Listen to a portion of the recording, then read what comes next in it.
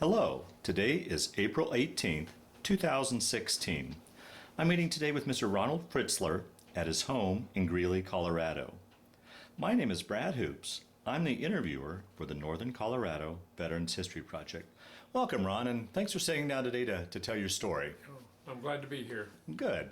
Let's start out, if we could. Tell us a little bit about yourself, your date of birth, where you were born, a little bit about your family. Oh, okay. I was born December 11th, 1942 in Greeley. And we lived on, well, when I was born, we were living in Windsor on a farm north and west of Windsor. And, just the doing the farming and everything. And then about 3 years later, we moved to Pierce, Colorado. And we were there till,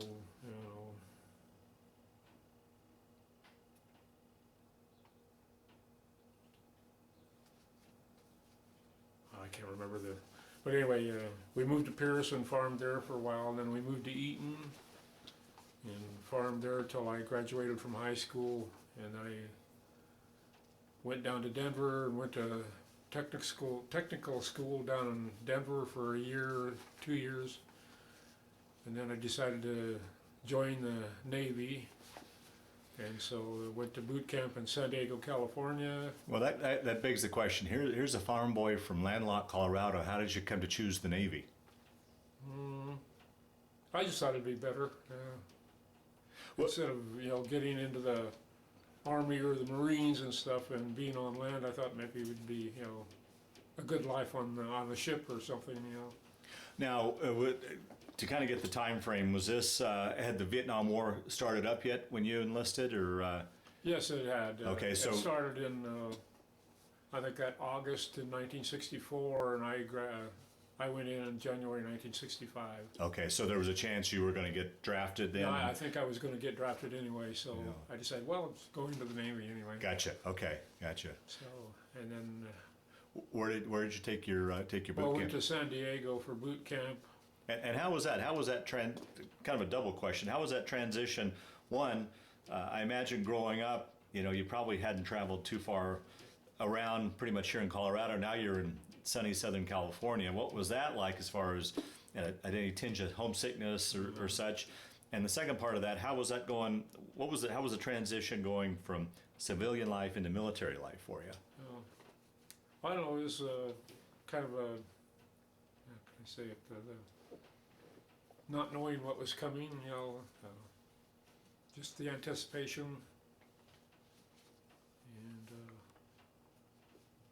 and then just getting there, and then it's just different world. Yeah, sure. From civilian to the military and stuff, all the what do they call it? Structured life, being pushed in and doing all the training and everything. So it was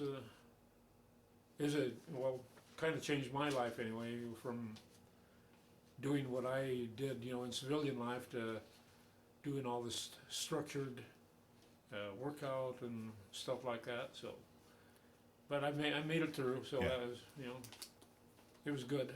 Yeah. So you finished up boot camp, and then where'd that take you from there then? Okay, well, I came home for a couple of weeks, I think, and then went to Whidbey Island, Washington, at a naval air station, and spent a year there. And then I got orders for Vietnam in January 1966. Went to. What did you took additional schooling and such up in Washington then, or what did you do up in Washington State? Oh, well, in Washington, it was a naval air station, and I think what my job was is cleaning barracks and stuff like that. I didn't ever go into taking care of planes or anything else like that. So I just spent a year of going up to Canada once in a while and looking around up there, and then I got my orders for Vietnam, and then what was it, December, November 1965, and I got to come home for a month, and then went back and went to Camp Pendleton for training for weapons. And then right after that, they flew us, about a month after that, I guess, they flew us to Vietnam. You know, we stopped in Japan to refuel and stuff like that. What's going, trying to figure out for someone who's never been in a war zone or combat, what's going through your mind? I mean, you've got all these hours in an airplane thinking about, you know, you're more or less flying into harm's way. Remember what you were thinking about, or at all, or were you about where you were going to? Well, let's see. It was just, well, I mean, maybe just going into the unknown. Yeah. Yeah, you're not sure what's going to happen, and you know, whether you get shot or whatever. Yeah, right. So, yeah, just thinking and everything.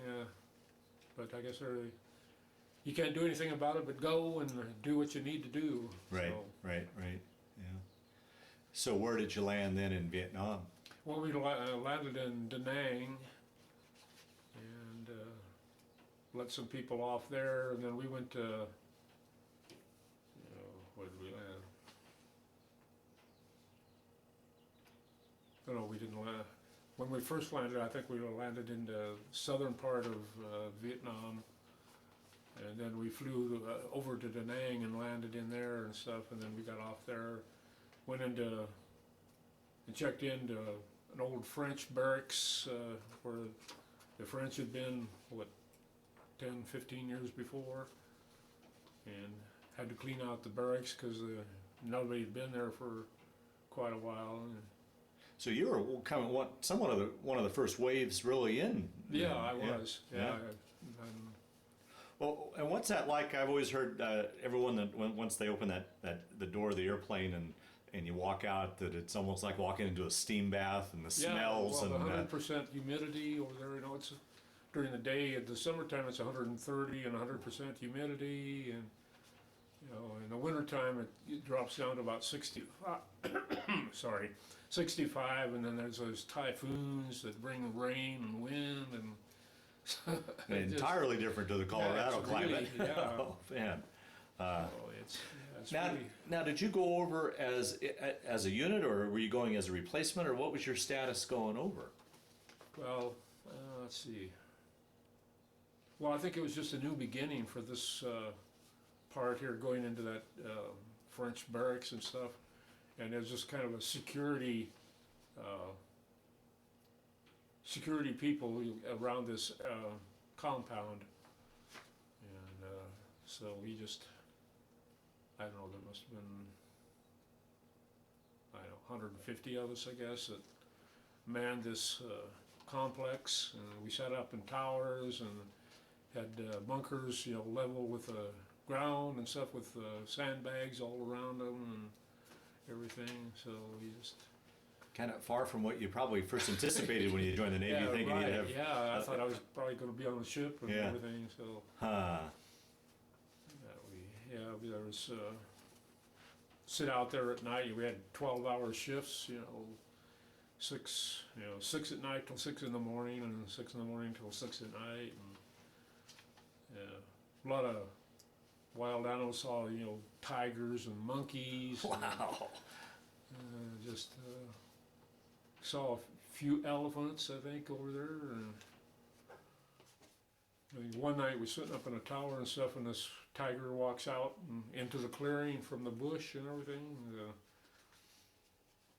yeah, just I don't know. I thought it was scary, really. You know. Oh sure. Oh absolutely. Yeah. So, Did you guys during this period? Would you come under attack at all by the Vietnamese or the Viet Cong at all, or? well, not very often. We had people try to sneak through and everything, and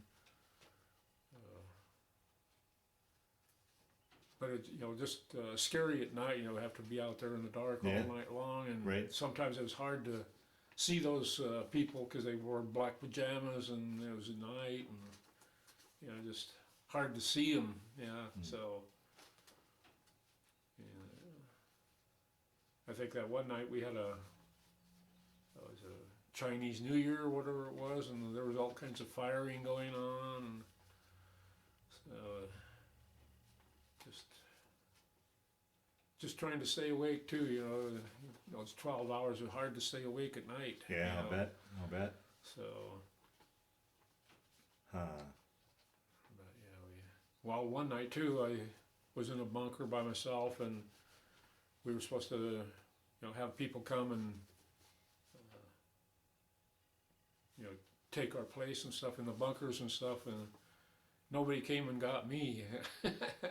So I was wondering. I finally walked down to the CP command post and stuff, and asked them where my replacement was, and they said, I guess they didn't have a guy to take my place in that bunker, so they finally let me walk back to the compound, and I finally got to bed and everything. So, but I was kind of wondering, why somebody didn't come and replace me. But I found out anyway. A lot of times too, they didn't man every post. So what was the whole idea, the purpose of the Navy being there? What was your guys's? No, well, we were protecting. The Deepwater piers. That was one of our jobs. Go out to where the LSTs and everything came in. Oh, so you're right on the coast then? Yeah, we weren't too far. Okay. From Da Nang and stuff, just a couple of miles from the coast and stuff. Okay. So we went there. We had Deepwater piers and the places where we were. Some of the people didn't like us because we took land where they buried their dead people or passed away and stuff. So they took that property over and built it into our compound and stuff like that. And so they weren't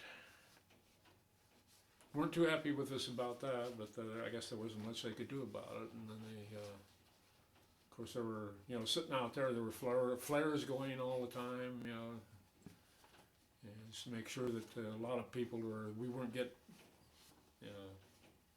attacked or anything like that. So. Wow. What was life like in the compound as far as your sleeping arrangements, the food? What did you guys do when you weren't on duty? Well, we had a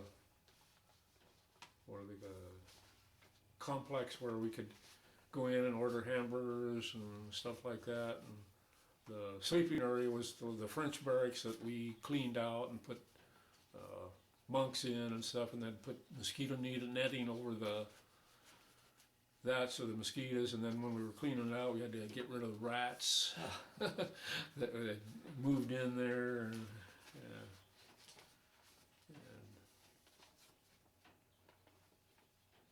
then we got some of the places there near the water line and stuff had cockroaches. I mean, big cockroaches.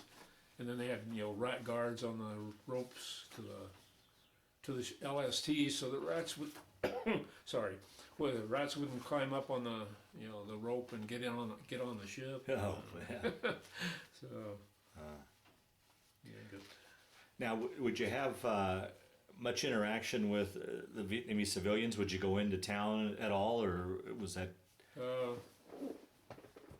Well, we didn't go into this little village or much, but we saw a lot of the people, on their daily jobs and stuff, carrying, I don't know what they called them, the deals that they had on the shoulders, and carrying, I don't know what they called those things. Yeah.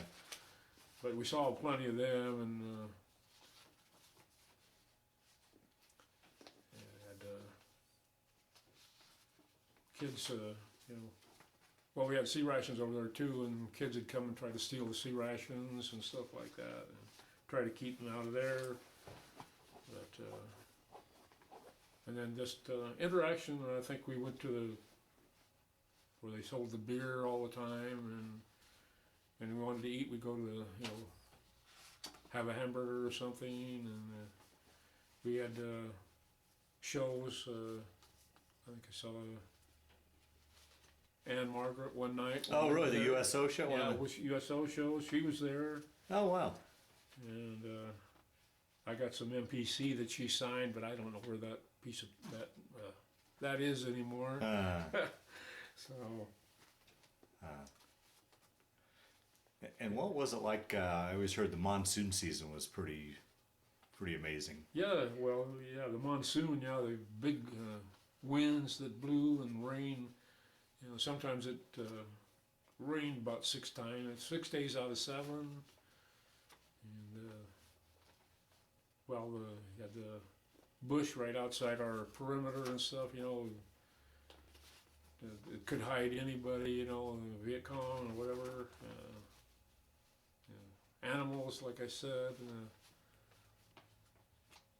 But you had to, you know, at night then you put up flares and stuff like that so you could see what was happening in the dark and everything. So that was kind of scary, but yes, again, you get through it and, you know, try. Well, yeah, a lot of guys too over there, they had bad dreams and stuff at night. I remember waking up and one night, because one guy was just sitting up and he was screaming. And then one other time too, we were laying around and this one guy had his rifle and he was talking to the guy above him and he kind of tapped the rifle on the floor and the bolt went home and shot the guy above him, you know, and so, yes. And I was just laying in the bunk right next to him, so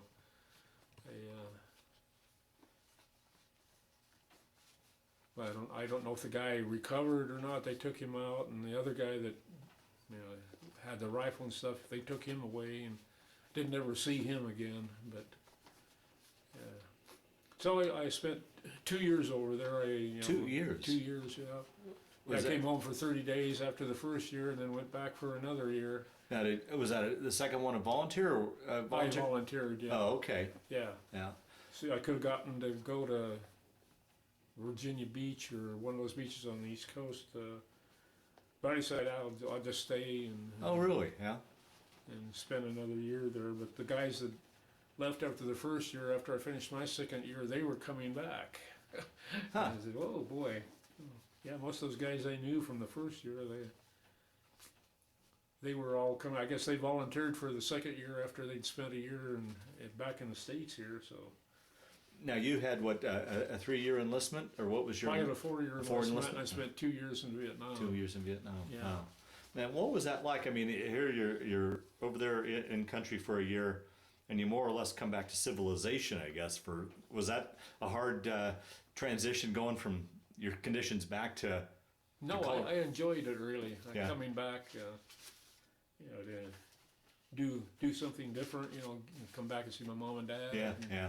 Sisters. And But was it strange, almost like culture shock to come back from where you were to the United what I say States? United States or civilization, really, I guess, or No, I don't think it was too big a shock Okay. Okay. for me. And what was the other? Well, how was it in both of those tours you did? During both those tours, did you get an R&R to either in country or somewhere outside? Yeah, I got one in country. Went to China Beach, they called it. Okay. Spent a week there, and then I went to Thailand. Huh? And I think I spent a week there, you know, in Thailand, getting to know the customs there and stuff like that. And they were pretty friendly toward the American soldiers, sailors, whoever was there, and stuff like that. But it was nice to see a different country and Yeah. see what happens and stuff like that. So. Yeah. Yeah. How about the two different tours? Were they different at all? I mean, I would imagine your second tour things were really starting to ramp up.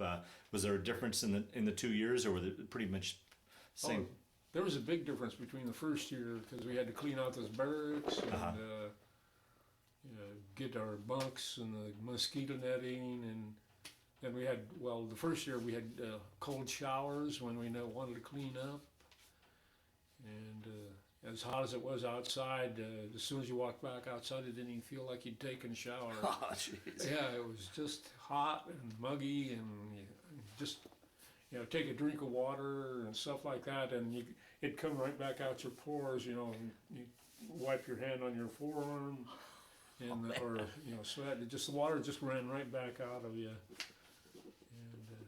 the second year was a lot better and stuff. We were, well, at least I got used to the way things were done, and so. It was just a lot easier the second year. Oh, was it? Okay, so there wasn't increased activity with the Viet Cong or anything? No. Oh, okay. Yeah. No, we just we did our regular routines. The second year, just the same as the first year and stuff. Going out 6 o'clock at night or 6 o'clock in the morning and doing the job. Try to keep the kids, the Vietnamese kids, away from,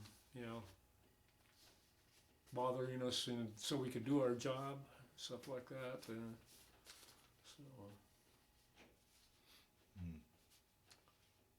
And what'd you say? What would you guys do when you weren't on duty? What would you do to pass the time? And Oh, we played cards a lot.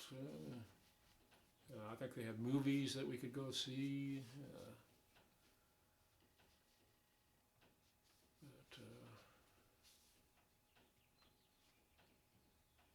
I think mostly just try to stay out of the heat and stuff.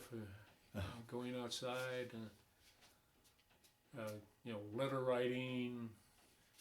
well, that's another poses another question too. I mean, in today's age, we've got computers and cell phones and instant messaging. Really, your only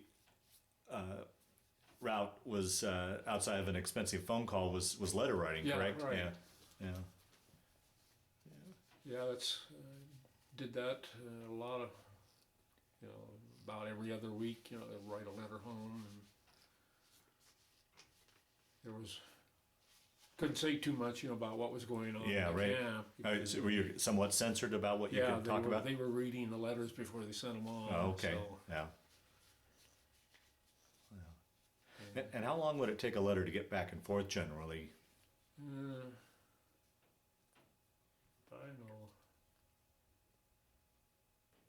don't know. I'm guessing probably a week, 10 days or something Yeah, like that. Okay. But put a first class stamp on and send it. But that's 10,000 miles. Yeah, right. So Yeah. take a while to get back. Yeah. So, Hmm. so So you 2 tours of a year each was yeah, was a your tour? year each. Okay. All right. And then 30 days at home in between. And the first time I went over was January 1966. And I came home for a month, and I went back over in February 1967. And we got orders for to come back, and then I got a ship. Was it a cargo ship? And so I think I spent a couple more weeks here, and then went back and got on the ship. They called the USS Markab, and we went to Hawaii and the Philippines. Oh, so you took a ship back for your second tour, or you Well, came home, My last tour, or you came home on a ship. Went over to Vietnam on a ship, or came back well, home? we flew to Vietnam both Okay. times. Okay. But then when I came back this last time, then I got orders for a ship they called the USS Markab. Oh, so you were put on a ship. I was put on a Oh, ship, okay, yeah. gotcha. And then we went from California to Hawaii, then we went to the Philippines, then we went to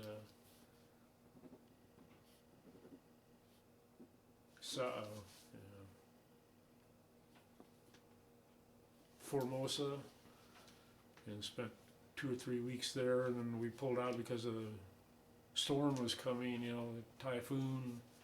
So we went back to the Philippines for a while. Did you ever cross the equator? Yeah, we And did. go through the showback ceremony? I don't think so. I think we stopped out there in the ocean and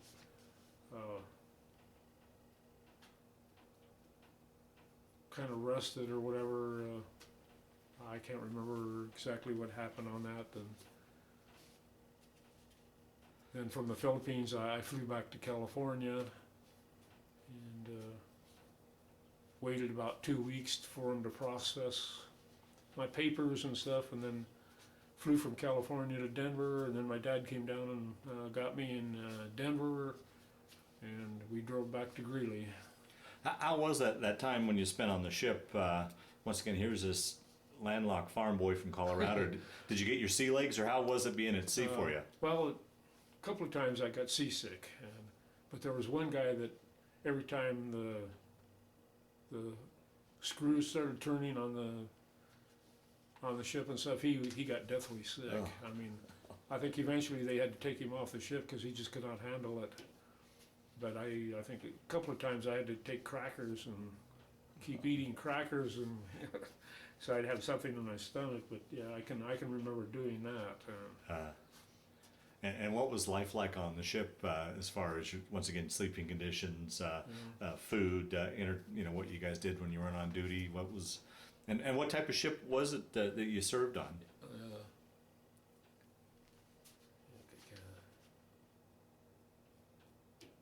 I think it was a cargo ship. Just a cargo ship? Okay. Yeah, we took stuff over.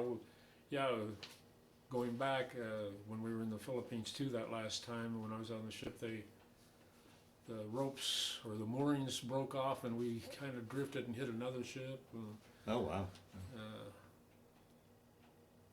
Had to do a lot of repairs and stuff on that. But they got that all fixed, and then we got to come back, and like I said, I flew back to California and spent a couple weeks there before they processed my papers, and flew back to Denver, and then came back to Greeley with my dad when he picked me up, and then we came back. During that time period, was there any thought of re-enlisting and making it a career, or you just wanted to do your... Oh, well, they asked me, and I told them, no, I don't think I want to do another 4. Yeah, yeah. So, and they said, well, okay, but yeah, I don't think I wanted to do another 4. You know, before I went to Vietnam, I thought about maybe staying in and doing maybe 20 years, but Yeah. But after Vietnam, I said, nah, no way. Yeah, sure, yeah. So, Now, did you have, in the times that you came back to the States, either between tours or when you got out, you always hear stories about our servicemen being picked on, spit on and yelled at. Did you ever run into any of that at all when... Well, yeah, we had one time in California, I think younger kids that weren't in or didn't know much about it, they kind of gave us a bad time, you know. Mhm. Yeah. But other than that, coming back here when I landed in Denver, nobody gave me a bad time or anything. It just, it was a lot of people were against the war, out in California, and they protested a lot and everything. So. Now, would you guys, when you were over in Vietnam, did you hear about the protests and such going on back here in the States? Oh yeah, we heard a lot about that. Did that play into people's minds at all? Did that bother you at all, or? Well, it bothered us a lot, I think. But what do you do about it? Yeah, yeah. So yeah, we're trying to fight to keep them safe, and Yeah. they're giving the government grief for us being over there. So I don't know how much we could have done about it, being over there. So Yeah, I was just curious if it played on your mind, the psyche. yeah, I tried not to let it Yeah, bother me and stuff. I was there to do a job and yeah, try to do it the best I could. yeah, yeah. So you're back in the States. You get out. Your dad picks you up. I guess the kind of the reverse question to my earlier question, after a 4 years in the Navy and 2 of those in Vietnam, was that much of an adjustment from you going from that situation back into civilian life? Any readjustment at all? Not really for me that I can remember. It was just wondering whether I was going to get a job when I got back here. Yeah. What kind of a job I was going to get and stuff like that. So I was just happy to be out of the service and be alive. Yeah. So, And how was that? You had mentioned back in Vietnam in the dorms there, people would have nightmares and such.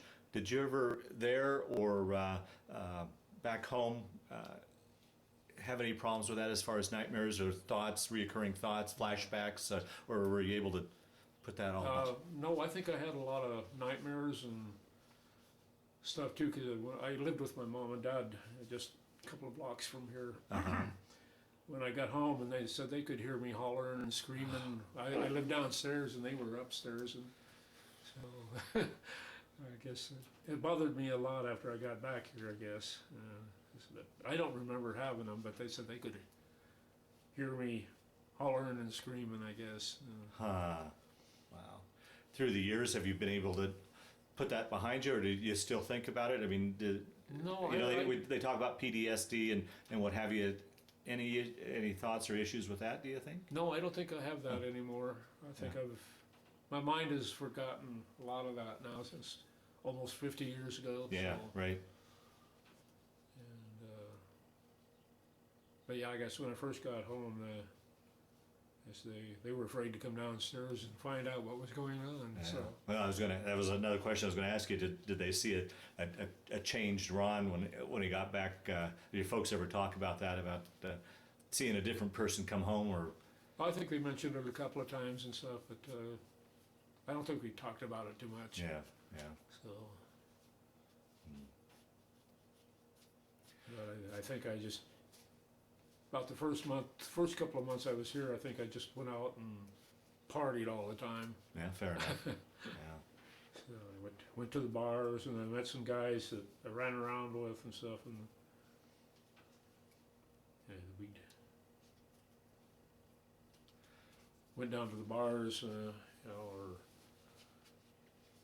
if we weren't at the bars, we bought our own booze and we drove around and drank and everything. So then I finally,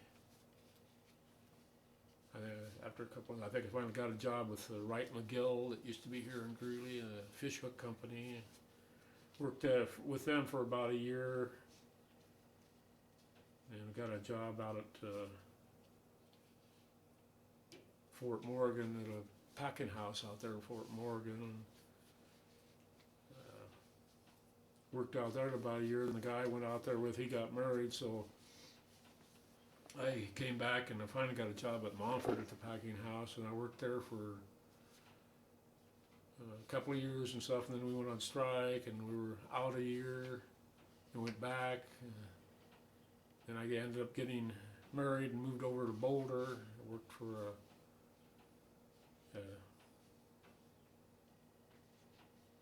a magazine subscription place and stuff over in Louisville stuff, and then I think I was married about 6 years and stuff.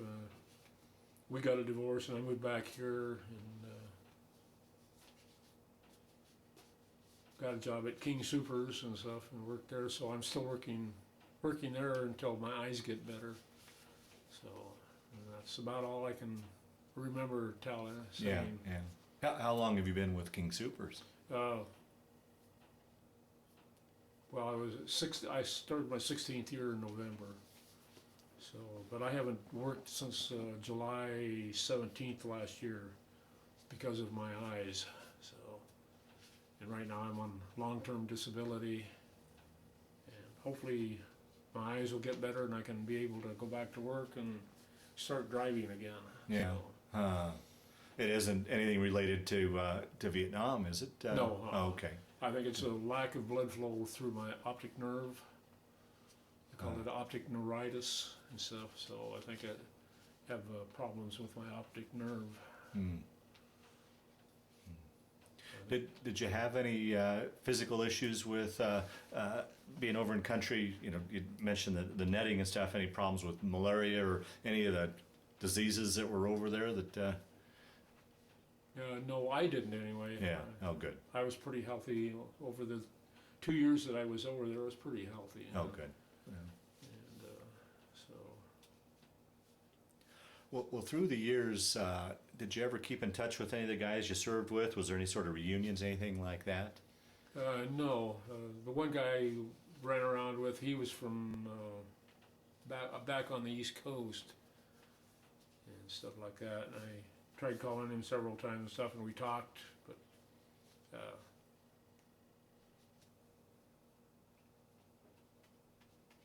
somehow he just didn't want to Yeah. do this. Right. Right. So I've just,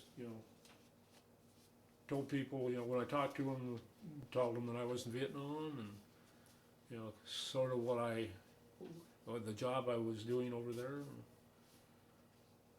But it just doesn't seem that like they don't want to continue talking about it. Is that right? I didn't want to talk about it much either, so.